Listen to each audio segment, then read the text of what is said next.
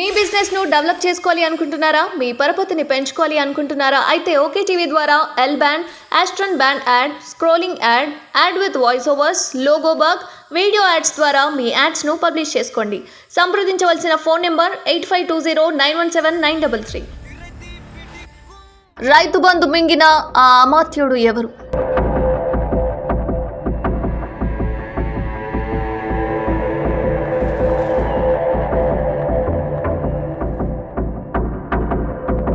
$7,700 కోట్లు ఎక్కడ పోయాయి? దక్షిణ తెలంగాణకు చెందిన ఓ అమాత్యుడి కాంట్రాక్ట్ బిల్లులు క్లియర్ అయినట్టు సమాచారం. గత ఎన్నికల్లో 19 మంది ఎమ్మెల్యేల ఖర్చంతా ఆయనదే. ఎంపీ ఎన్నికల నేపథ్యంలోనే ఆయన బిల్లులు క్లియర్. వేల కోట్ల విలువైన నా బిల్లులు పెండింగ్ పెట్టారని గత సర్కార్పై ఆరోపణలు చేసిన సదరు నేత ఇప్పటికీ రైతు బంధు పడకపోవడంతో అనుమానాలు. అన్నదాతల కంటే అమాత్యుడే ఎక్కువయ్యాడా? రేవంత్ సర్కారును ప్రశ్నిస్తున్న రైతాంగం. నవంబర్ 28న రైతు బంధు వేసేందుకు 7,700 కోట్లు సిద్ధం చేసిన గత ప్రభుత్వం రాజకీయ ప్రసంగాలతో రైతు బంధుకు ఈసీ బ్రేక్ పడింది. ఏం పర్లేదు, మేము అధికారంలోకి రాగానే డిసెంబర్ 9న వేస్తానని రేవంత్ రెడ్డి ప్రకటించారు. అధికారంలోకి వచ్చాక రైతు బంధుపై గప్చుప్. ప్రస్తుతం రేవంత్ రెడ్డి టీంలో ఓ మంత్రి ఉన్నాడు. ఆయన కాంట్రాక్టర్ కూడా. కేసీఆర్ ప్రభుత్వాన్ని గద్దెదించే వరకు నిద్రపోనని గతంలో శపథం పట్టాడు. అంతేకాదు, ప్రచారంలో ఏ వేదిక ఎక్కినా కేసీఆర్ సర్కార్పై నిప్పులు చెరిగేవాడు. నా బిల్లులు ఆపేశారంటూ పెడబొబ్బలు పెట్టేవాడు కూడా. ఎన్నికల ముందు కొన్ని నెలల పాటు ఇదే ప్రచారం. అసెంబ్లీ సీటు కాదు కదా, గేటు కూడా తాకనీయ అంటూ సినిమా డైలాగులు పేల్చేశారు. ఆయన అదృష్టం బాగుంది. ఆయన చేరిన పార్టీ అధికారంలోకి వచ్చింది.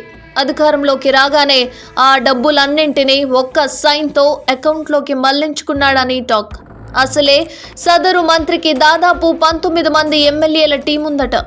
ఎక్కువ తక్కువ చేస్తే ఎక్కడ తన పదవికి ఎసరు పెడతారనుకున్నారో ఏమో.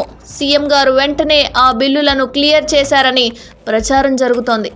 రైతు బంధుకు బంద్ పెట్టి మరి ఆ డబ్బును ఇటు మళ్లించినట్లుగా రాజకీయ వర్గాల్లో టాక్ నడుస్తోంది. దీంతో పెద్దల బొక్కసాల్లోకి డబ్బులు పంపే సీఎం రేవంత్ తమపై మాత్రం సీతక్కును వేయడాన్ని తీవ్రంగా తప్పుపడుతున్నారు రైతులు.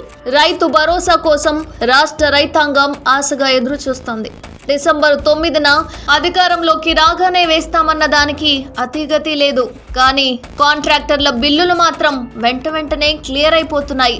రైతుల కోసం ఖజానాలో రెడీగా ఉంచిన డబ్బులను కూడా కాంట్రాక్టర్ల కోసం ఖర్చు చేసింది సర్కార్. రైతు బంధు కోసం నాటి సర్కార్ 2,700 కోట్లను రెడీ చేసిన విషయం తెలిసిందే. నవంబర్ 28న పడిపోతాయన్న సమయంలో నాడు ప్రతిపక్షంలో ఉన్న కాంగ్రెస్ గగ్గోలు పెట్టింది. మేమొస్తే దానికంటే ఎక్కువే ఇస్తామని హామీ ఇచ్చింది. ఇప్పుడు ఆ డబ్బులు ఏమయ్యాయన్న వాటికి ఓ క్లూ దొరికింది.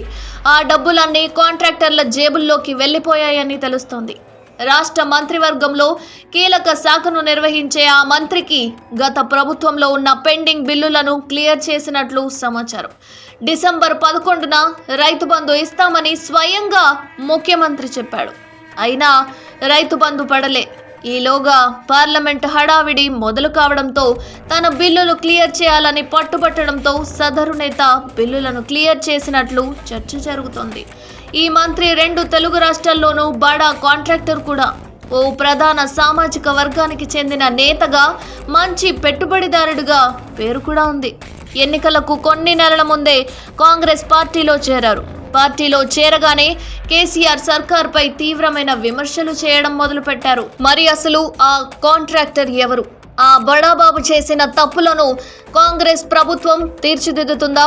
రైతులు ఎదురుచూస్తున్న రైతు బంధును కాంట్రాక్ట్ చేతుల్లో ఉన్న డబ్బులను తీసి మళ్ళీ రైతులకు అందిస్తుందా అనే విషయం ప్రస్తుతం చర్చనీయాంశంగా మారింది.